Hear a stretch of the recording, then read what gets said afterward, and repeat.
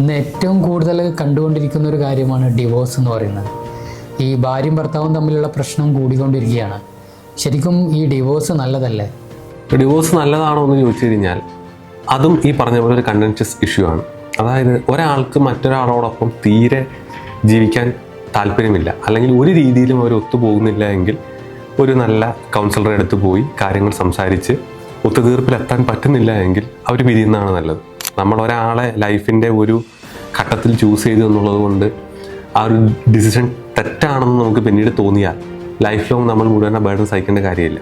പക്ഷെ എന്ന് കരുതി നിസാര പ്രശ്നങ്ങൾ ഉണ്ടാകുമ്പോൾ ഓടിപ്പോയി ഡിവോഴ്സ് ചെയ്യുന്ന ഒരു സമൂഹത്തെയാണ് നമ്മളിപ്പോൾ കാണുന്നത്. വളരെ ഇപ്പോൾ കറിയിൽ ഉപ്പ് കൂടിപ്പോയി, അല്ലെങ്കിൽ വീട്ടിൽ മദർ ഇൻ ലോ ആയിട്ട് എന്തെങ്കിലും ചെറിയ ചെറിയ പ്രശ്നങ്ങൾ, ഫാദർ ഇൻ ലോ ആയിട്ട് ചെറിയ പ്രശ്നങ്ങൾ, ഇങ്ങനെയുള്ള പ്രശ്നങ്ങൾ വരുമ്പോൾ ഓടിപ്പോയി ഡിവോഴ്സ് ചെയ്യുന്ന ആളുകളുണ്ട്. അതൊരിക്കലും നമുക്ക് അംഗീകരിക്കാൻ പറ്റില്ല. ഓപ്പൺ മൈൻഡോട് കൂടി കാര്യങ്ങളെ സമീപിക്കുക, സംസാരിക്കുക എന്നുള്ളതാണ് പാർട്ട്നേഴ്സ് തമ്മിൽ വേണ്ടത്. എത്രയും നന്നായി സംസാരിക്കാൻ പറ്റുന്നോ നമ്മുടെ പാർട്ട്നേഴ്സിൻ്റെ അടുത്ത്, അത്രയും അവർ മനോഹരമായി നമ്മളോട് അടുക്കുമെന്നുള്ളതാണ്. ഒരു ഓപ്പണായിട്ട് എന്ത് വിഷയം വന്നാലും അത് മനസ്സിൽ വച്ച് ഇങ്ങനെ പുകഞ്ഞ് കൊണ്ട് നടക്കാതെ അതിനെ ഓപ്പണായിട്ട് ഒരു മേശയ്ക്കപ്പുറം ഇരുന്ന് സംസാരിക്കാൻ പറ്റുക. പല കുടുംബങ്ങളിലും ഡിവോഴ്സിന് കാരണം സംസാരിക്കാനൊരു ഇടമില്ല, അല്ലെങ്കിൽ ഹസ്ബൻഡിനും വൈഫിനും ഒരുമിച്ച് അവരുടേതായ ഒരു പേഴ്സണൽ സ്പേസ് ഇരുന്ന് സംസാരിക്കാൻ പറ്റുന്നില്ല എന്നുള്ളതാണ് മെയിൻ വിഷയം.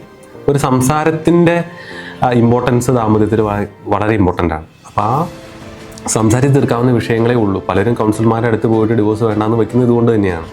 അപ്പോൾ അതുകൊണ്ട് ഒരു സമൂഹത്തിലെ ഒരു ഫാഷനബിൾ ട്രെൻഡായി ഡിവോഴ്സിനെ കാണരുത് എന്നുള്ളതാണ് അന്നും ഇന്നും എൻ്റെ അഭിപ്രായം. ഇതെൻ്റെ വ്യക്തിപരമായ അഭിപ്രായമാണ്. ഒരു നിവൃത്തിയില്ലെങ്കിൽ മാത്രം അങ്ങേയറ്റം സ്വഭാവദൂഷ്യമുള്ള അല്ലെങ്കിൽ ക്രിമിനൽ പശ്ചാത്തലമുള്ള മദ്യപാനം, ചിലർ തൊഴിലാക്കി മാറ്റിയിട്ടൊരു മദ്യപാനം, അങ്ങനെയുള്ളവരുടെയൊക്കെ ഒപ്പം ജീവിക്കാൻ ബുദ്ധിമുട്ടാണെങ്കിൽ മാറി നിൽക്കാം എന്നുള്ളതല്ലാതെ നിസാര കാര്യങ്ങൾക്ക് പേരിൽ നമ്മൾ ഈ നാടൻ ഭാഷയിൽ പറയുന്ന സൗന്ദര്യപ്പണക്കമുണ്ട്. സൗന്ദര്യപ്പണക്കത്തിൻ്റെ പേരിൽ ഒരിക്കലും അത്ര കടുത്ത തീരുമാനങ്ങളിലേക്ക് പോകരുത്. അത് സൊസൈറ്റിയുടെ വെരി ബേസിക് യൂണിറ്റായ ഫാമിലി എന്ന് പറയുന്ന സ്ട്രക്ചറിനെ ഇല്ലാതാക്കും.